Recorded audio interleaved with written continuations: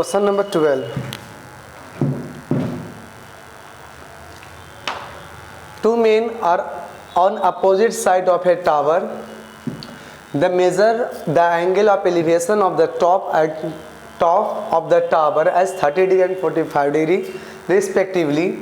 If the height of the tower is 50 meter, find the distance between the two men. Take root 3 is equal to 1.732.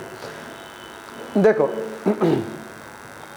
दो आदमी है जो tower के opposite side में खड़ा है। सपोज हम इसे एक टावर ले लेते हैं, ठीक है। तो एक आदमी को यहाँ पर ले लेते हैं और एक आदमी को यहाँ पर लेते हैं। ये टावर के दोनों क्या है, अपोजिट साइड में खड़ा है। अब इसका दोनों को हॉरिजॉन्टल लेवल पे हम ये ड्रॉ कर लेंगे कि है हॉरिजॉन्टल लेवल, ठीक है।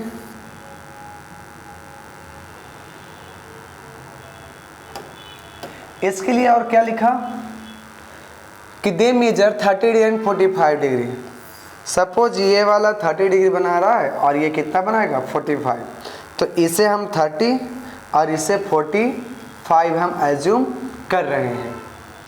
If the height of the tower is 50 metre, ये हाइट कितना दे दिया गया 50 मीटर का। तो पूछा गया कि इन दोनों के बीच का डिस्टेंस कितना होगा। देखो इजी है, इसको ए बी सी डी, ये अगर 50 है तो ये भी हमारा 50 ही मिलेगा। कैसे, ये 45 है तो बताया कि अगर 45 रहेगा तो परपेंडिकुलर और बेस दोनों इक्वल होता है, तो ये 50 तो ये भी हमारा 50 ही होगा। तब लेकिन ये तो हमारा 50 मिल जाएगा, लेकिन ये कैसे निकालेंगे। तो हम चल दो दोनों ट्रायंगल में बारी बारी चल करके बनाते हैं। तो सबसे पहले चलते हैं in triangle A B C. तो कितना डिग्री दिया गया 30 डिग्री। लिख लेंगे परपेंडिकुलर ए बी और बेस कितना होगा बी सी। इसका होता है 1/√3 और ये दिया गया ए बी कितना दे दिया गया 50 और बी सी का बी सी क्रॉस मल्टीप्लाई करो बी सी और मिलेगा 50√3 मीटर। यानी इसका जो लेंथ मिला बी सी का ये 50√3 मीटर आ गया। अब चलते हैं इसमें कि ये बी डी कितना आएगा। तो हम ऑलरेडी निकाल चुके हैं कि बी डी का जो लेंथ होगा वो 50 के बराबर आएगा, लेकिन कैसे चेक कर लेते हैं। In triangle A B D tan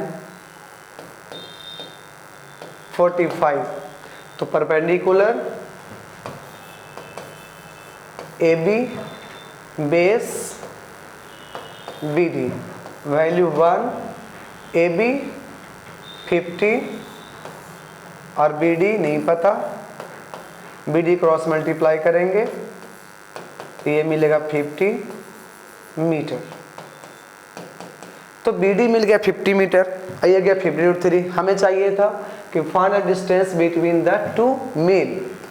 तो टू मेन का बीच का डिस्टेंस कितना है सी डी। तो now C D equal to B C और प्लस बी डी।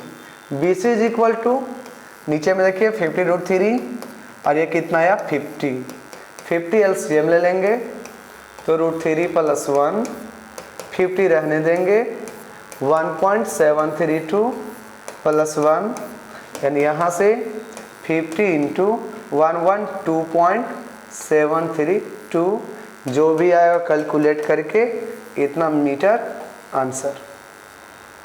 तो ये 12 का ये आंसर आ गया यहाँ तक। नेक्स्ट क्वेश्चन 13 कहता है from the top of a tower 100 metre high a man observes 2 cars on the opposite side of the tower. Tower के अपोजिट साइड में देख रहा है, ऑब्जर्व कर रहा है कार के कि and in the same straight line, लेकिन दोनों कार एक ही स्ट्रेट लाइन पर हैं। With its base the with angle of depression 30 degree and 45 degree respectively find the distance between the cars. क्या बोला कि एक from the top of tower, tower जिसका हाइट 100 मीटर है उसके टॉप से एक मैन ऑब्जर्व करता है दो कार्स को जो अपोजिट साइड है, टावर के अपोजिट साइड। अभी जस्ट जो पिछले क्वेश्चन पढ़े इसमें क्या था कि एक टावर था, इसके अपोजिट साइड में आदमी था, तो यहाँ पर हम कार को ए कार और दूसरे कार को कार बी मान सकते हैं। इसमें बताया गया कि इसका हाइट था वहाँ पर 50 मीटर और यहाँ पर हाइट है टावर का 100 मीटर। अब दोनों को ऑब्जर्व करता है, लेकिन यहाँ पर ये फ़र्क है कि वहाँ एंगल ऑफ एलिवेशन दिया था लेकिन यहाँ पर एंगल ऑफ डिप्रेशन दिया है। तो कोई बात नहीं है कि अगर एंगल ऑफ डिप्रेशन 30 डिग्री और यहाँ 45 degree, same to same question है कि एंगल ऑफ डिप्रेशन और angle of elevation both are equal, hence ये 30 डिग्री तो ये भी हमारा क्या होना चाहिए 30, तो ये भी 45। अंतर क्या है पता है, उसमें बस ये 50 था और यहाँ पर कितना है 100 है।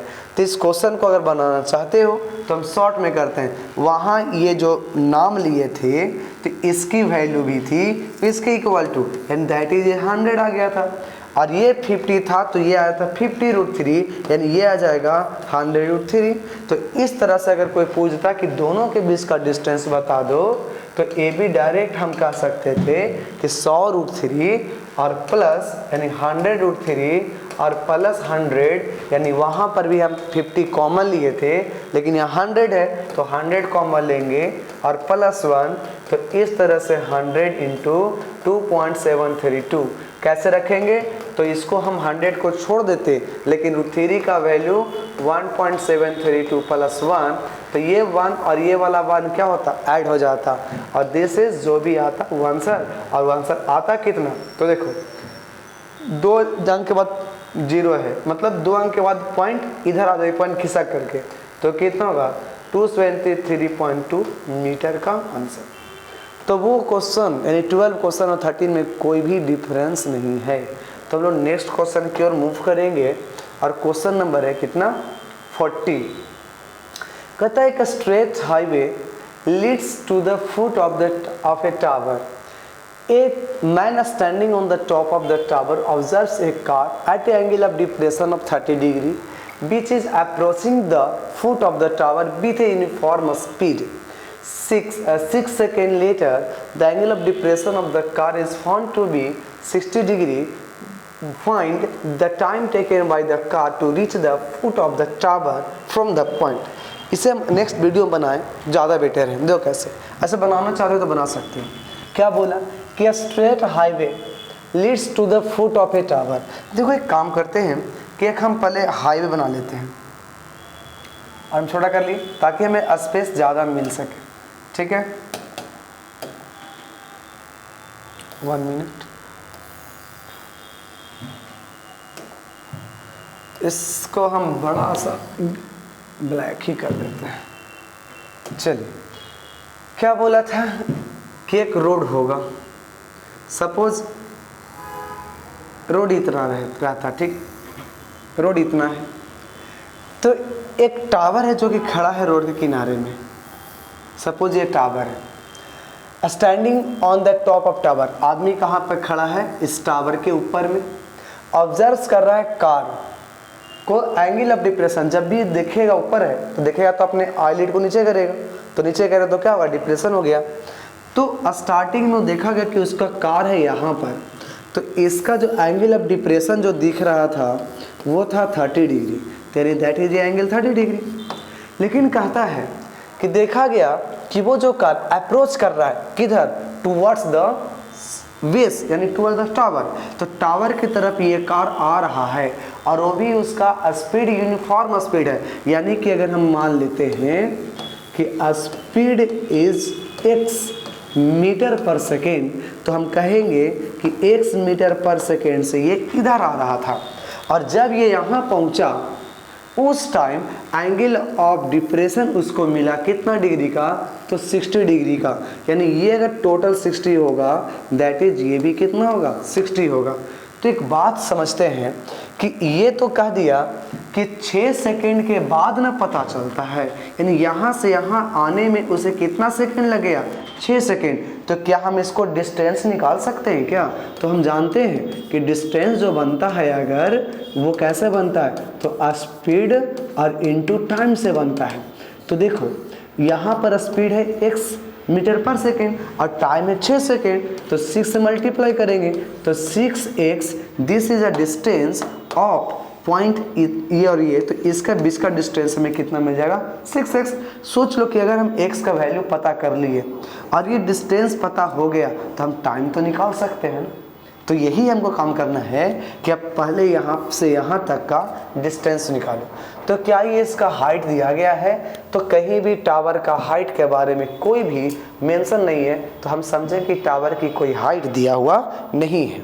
जब नहीं दिया हुआ है तो हम लोग आगे प्रोसीड करेंगे। चलिए इसको हम हाइट को यहाँ पर h मान रहे हैं, ठीक है। तो चलते हैं पहले 60 वाला में, तो हम इस पर पूरा लिखेंगे नहीं, tan 60 यूज़ कर रहे हैं। परपेंडिकुलर इसका h हो गया और बेस इसका b।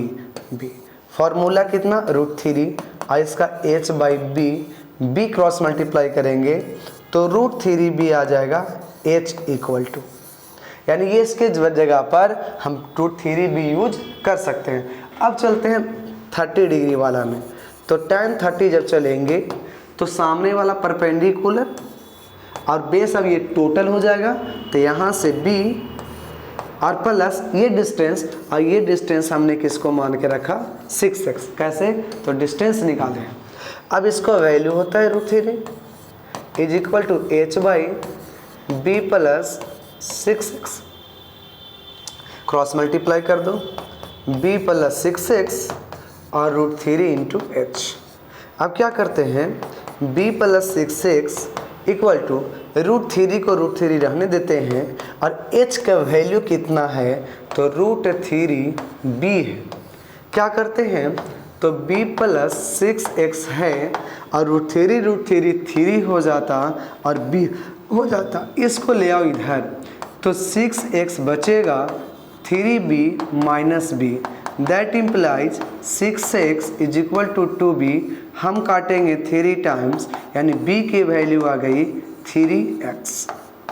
यानी ये जो डिस्टेंस मिला, ये डिस्टेंस कितना हो गया हमको b। हमें चाहिए था कि कितना देर में यहाँ से यहाँ पहुँचेगा, तो लिखेंगे कि time taken to reach the foot of tower,